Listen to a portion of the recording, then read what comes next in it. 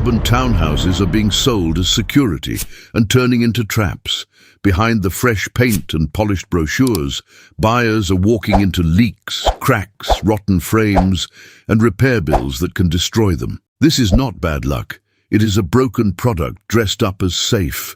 Number 1, off-the-plan townhouse estates, the brochure trap. This is how thousands of ordinary Australians get pulled in. You drive past a polished display. The signage looks expensive. The landscaping is perfect. The renders show young families drinking coffee in sunlit courtyards while children laugh on clean concrete that has never seen a crack. The sales agent tells you the area is up and coming. They tell you this is your chance to get in before prices move. They tell you the townhouse is modern, efficient, and lower maintenance than an older home. For first home buyers and stretched upgraders, it feels like control. It feels like a shortcut around Melbourne's impossible house market. Then the reality starts leaking in. The floors feel slightly off underfoot. The balcony ponding leaves a sour, damp smell after rain. The silicone around wet areas starts yellowing and peeling. Hairline cracks spread from the corners of door frames like thin spider webs. A downstairs wall develops a faint brown tide mark. A wardrobe backing feels cold and clammy to the touch. The garage slab starts sweating moisture, paint bubbles, skirting boards swell, and suddenly the clean geometric box you thought was new and safe starts feeling like a sealed container for trapped water and movement. So why is this happening? Because off-the-plan stock is sold as an image first and a structure second. And when the market turns, the builder margin gets squeezed. Substitutions creep in, supervision weakens, and the buyer has almost no real power until after settlement. Across Australia, construction insolvencies have surged in recent years, and building firms have been one of the sectors hit hardest by collapses and external administrations.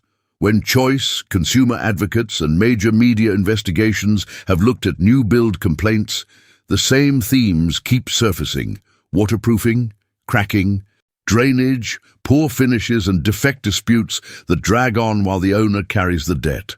The financial sting is brutal.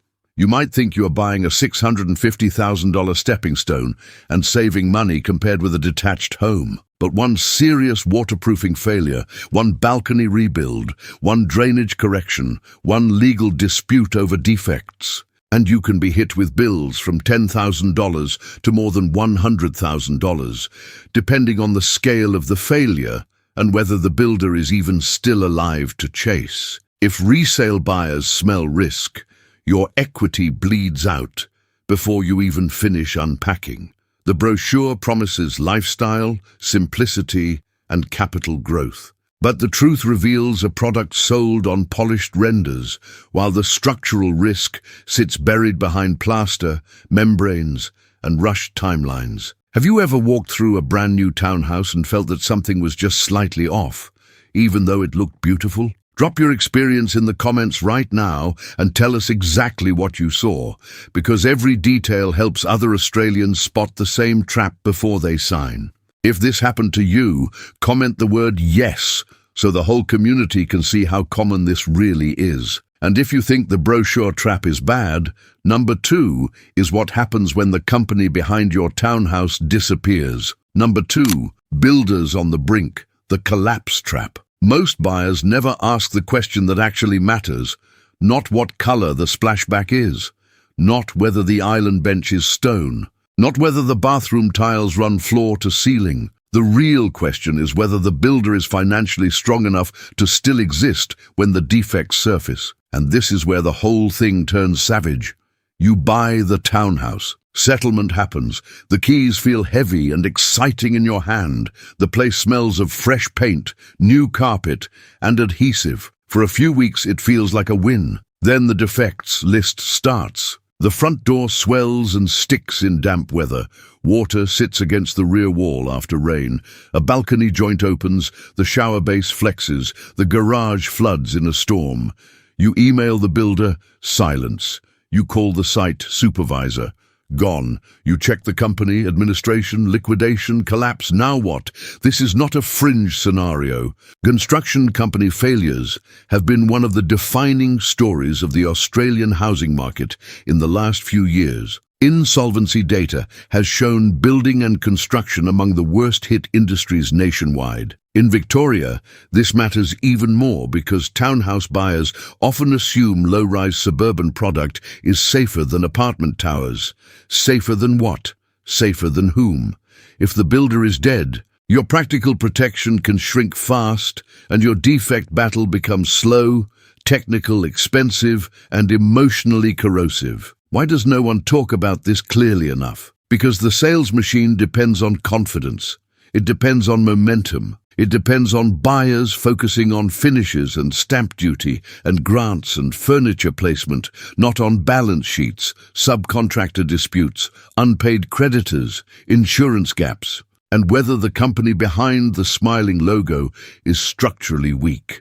The financial sting can be catastrophic. If your builder collapses before defect rectification, you may be paying private experts, lawyers, temporary repairs, and replacement contractors yourself. A single major waterproofing or structural remediation package can run into tens of thousands. If multiple owners in a townhouse development are affected, shared infrastructure failures can multiply that pain. And while you are doing all that, the market may discount your property because the development already has a reputation. The marketing promises peace of mind because it is new. But the reality reveals that new means nothing if the builder vanishes before the problems emerge. I want to know how many people watching this have already dealt with a builder who suddenly stopped answering, delayed everything, or folded before fixing defects. Comment below and name the issue, because your story could save another family from buying into a dead company walking. If you knew someone who got trapped like this, say so. The comments matter more than the ads ever will. And if you think a collapsed builder is the worst-case scenario, number 3 is what happens when the builder survives but the product was quietly rigged to look stronger than it is. Number 3, cosmetic heavy townhouses. The lipstick build. This is the townhouse that wins on inspection day. The kitchen looks sharp under bright downlights. Black tapware, stone look bench, engineered floorboards, slimline windows, matte cabinetry, clean exterior render. It photographs beautifully. It feels expensive even when it is not. And that is exactly the point. The whole build is designed to make you feel quality before you have any chance to test quality. Then you live in it. The floor starts clicking under your feet with a hollow, drum-like sound. A wardrobe door drifts open because the frame is slightly out. The stairs creak. The caulking in the bathroom starts splitting. Water beads along the inside of a window after a cold morning. A wall corner chips easily and exposes soft, crumbly plaster beneath. The external render develops hairline fractures that widen over seasons. The place starts speaking to you in tiny noises and textures. Flex, creak, swell, damp movement. How does a premium-looking townhouse end up feeling flimsy 6 months in? Because finish quality and build quality are not the same thing. And too many Australians get seduced by surfaces. Consumer complaints, defect reports, and building dispute patterns repeatedly show that flashy finishes can mask mediocre construction. If the waterproofing, slab prep, drainage, flashing, framing tolerance, and ventilation are weak, the expensive tapware means nothing. The black kitchen handles do not stop moisture ingress. The brushed brass pendant lights do not prevent balcony failure. The financial sting is death by 1,000 cuts. Maybe it is $3,000 for immediate rectification work, then $7,000 for drainage correction, then $15,000 for bathroom failure, then a valuation hit when a buyer's building inspector spots movement and moisture issues. You're not just paying in cash, you're paying in resale fear. The marketing promises premium finishes and designer living, but the reality reveals a cosmetic shell that can hide cheap tolerances, weak waterproofing, and fast build shortcuts. Tell me in the comments if you have ever walked into a property that looked premium at first, and then felt cheap the moment you touched something, opened something, or heard it move. I want the full story. What gave it away first? The sound, the smell, the moisture, the floor. Put it in the comments so the next buyer knows what polished deception actually feels like. And if you think cosmetic deception is bad, number 4 is even uglier because it hits before most buyers understand the land underneath them. Number 4. Tight infill townhouse sites, the drainage gamble. This is one of the most dangerous Melbourne patterns of all. A developer squeezes multiple townhouses onto a suburban block that used to hold one older house. On paper, it looks efficient. More homes, better land use, strong demand. In reality, these sites can become drainage, access, and buildability nightmares if they are poorly designed or cheaply executed, and everyday buyers love them because the location is familiar. The street looks established. The suburb feels proven. You are close to schools, transport, and shops. It feels safer than buying on the fringe. It feels like you're getting suburban stability with a modern product attached. Then the rain comes. Water sits where it should run. Garden beds stay soggy and sour. Side paths develop green slime. A garage threshold darkens with repeated moisture. Stormwater backing up leaves a dirty, earthy smell. Lower walls feel cool and damp after heavy weather. Paving shifts, fence lines lean. In the worst cases, water finds the path of least resistance straight into storage, garages, and ground floor interiors. Why is this happening in supposedly premium inner and middle ring locations? Because squeezing more dwellings onto less land puts enormous pressure on site design, drainage, grading, access, retaining, and service coordination. If any of that is compromised, the townhouse does not sit on a calm suburban block. It sits in a trapdoor. Across Melbourne, infill development has increased substantially over the years, and industry professionals have repeatedly warned that site constraints and rushed design can create long-term maintenance and defect problems. The financial sting is not theoretical. Fixing drainage, waterproofing lower levels, correcting falls, redoing paving, retaining, or stormwater systems can run from a few $1,000s to far more, depending on whether the fault is isolated or systemic. If water damage then affects internal finishes, flooring, joinery, or mold remediation, the bill climbs again. The brochure promises clever urban living and low-maintenance design, but the reality reveals a cramped site where every missed detail in grading and drainage can come back as damp walls, mold risk, and repair costs. If you live in a townhouse and you have ever watched water go where it absolutely should not go, I want to hear about it. Comment below and tell us what happened in the first proper storm, because that first storm often tells the truth faster than any sales agent ever will. If you inspected a townhouse after rain and saw pooling, slime, or watermarks, say it in the comments. That is the kind of detail buyers need. And if you think water outside is bad, number 5 is what happens when the moisture gets trapped inside the building envelope itself. Number 5. Poor waterproofing, the silent rot. This is the defect category that keeps showing up, and there is a reason for that. Waterproofing is invisible when it works. It only becomes visible when the damage has already started. That makes it perfect for an industry that wants to sell confidence before consequences. You buy the townhouse. The bathrooms sparkle. The balcony tiles gleam. The shower screen is crystal clear. Everything smells new. Everything feels tight. Then slowly, the signals begin. A musty smell that lingers even after cleaning. Grout lines that darken in one corner and never fully dry. Silicone edges that peel or blacken. A vanity kickboard that swells. Paint near a wet area starts bubbling softly like trapped skin.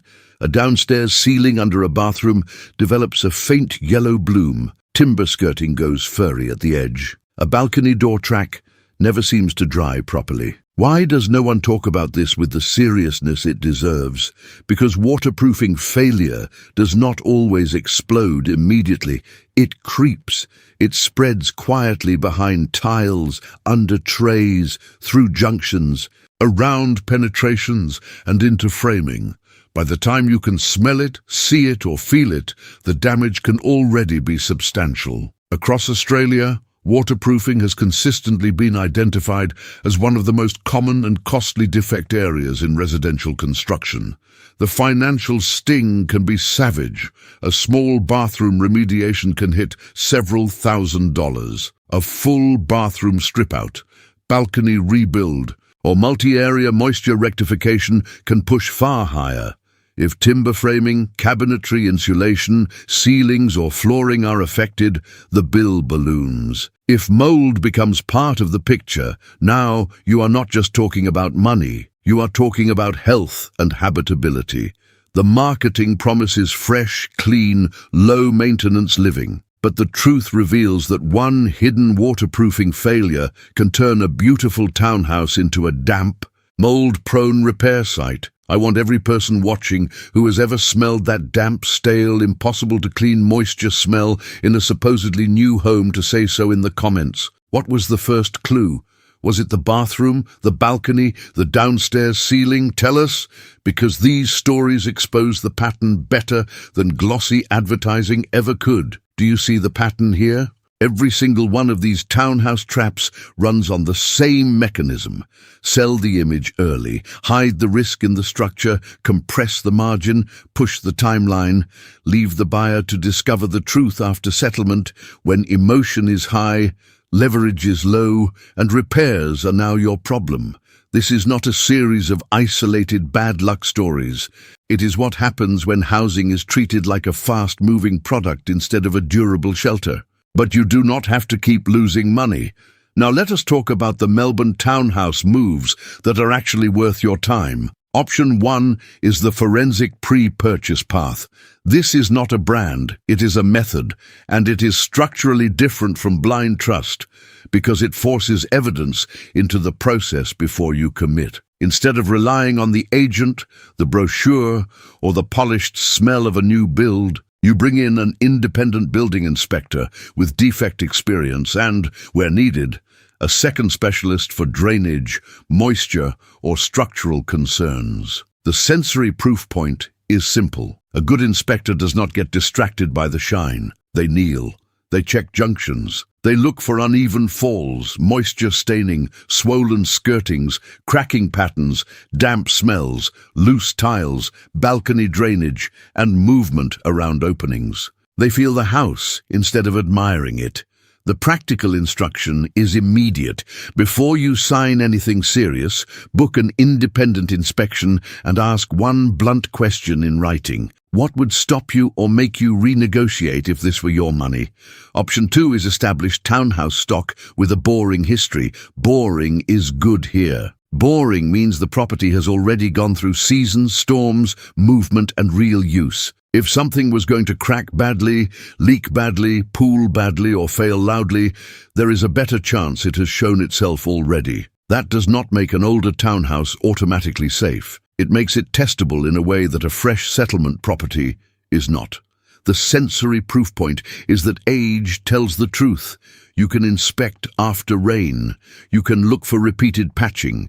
You can smell cupboards. You can check whether doors bind. You can see if paving has settled, whether retaining is bowing, and whether the bathrooms have already needed repairs. The practical instruction is this. If you are considering an older townhouse, ask for as much maintenance and repair history as possible and inspect in bad weather if you can. Dry sunshine is the salesperson's best friend. Rain is yours. Option 3 is detached compromise over townhouse illusion. This one is hard for people to hear, but it matters.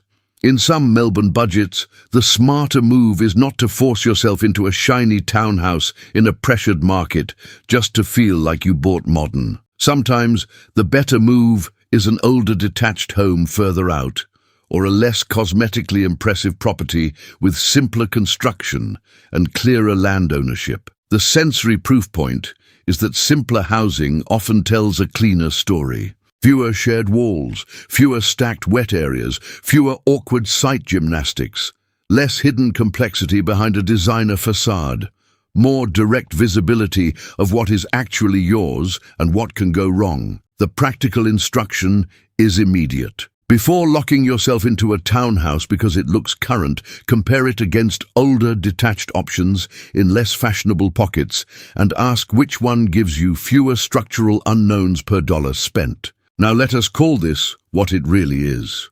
Australian property culture has drifted a long way from shelter, durability and land certainty. It has become obsessed with packaging, render, stone benches, matte black fittings, fast equity fantasies, compressed blocks dressed up as lifestyle upgrades, and everyday Australians have been systematically misled into thinking newer automatically means safer, cleaner and lower risk. It does not. You were not reckless for believing the sales language. You were targeted by an industry that knows exactly how to wrap structural uncertainty in designer finishes and suburb prestige.